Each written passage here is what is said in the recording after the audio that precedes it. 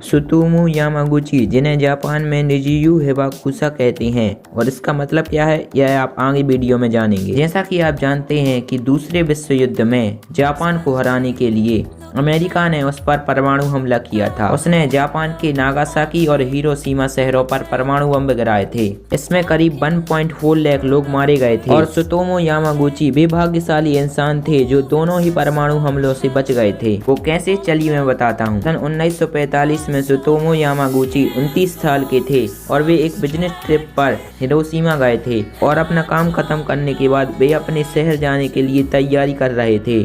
6 अगस्त 1945 को सुबह 8 बजे अमेरिका ने वहां परमाणु बम गिरा दिया। हाँ, ये बम गिरा था। वहां से करीब 3 किलोमीटर की दूरी पर यामागुची थे। धमाका इतना तेज था कि उसने उन्हें उड़ाते हुए एक आलू के ढेर में फेंक दिया। तो जब वे होश में आए तो चारों तरफ अंधेरा दिखाई दिया। उन्हें आसमान में एक बड़ी मशरूम जैसी जलती हुई आकृति दिखी और उनके पूरे बाल जल चुके थे और उन्हें दिखाई भी कम देने लगा था। वहाँ पर बने एक शेल्टर में उन्होंने रात बिताई और अगले दिन वो ट्रेन से अपने घर जाने के लिए तैयार हो गए। और दुर्भाग्य से उनका घर नागासाकी में था, जहां उनकी पत्नी और बच्चा रहता था। लेकिन वे किसी काम की वजह से वहीं रुक गए और वे फैक्ट्री में अपने बॉस से परमाणु हमले की बात कर रहे थे। तभी एक धमाका हुआ और यह धमाका इस बार नागासाकी में हुआ था। इस बार वो बुरी तरह घायल नहीं हुए। पहाड़ी इलाका होने के कारण शहर को भी ज्यादा नुकसान नहीं हुआ और खुद को संभालने के बाद वे अपनी पत्नी और बच्चे की तलाश में निकल गए, जो किसी तरह बच गए थे। तो गाइस, अब आप निजियू हिबाकुसा का मतलब जान गए होंगे।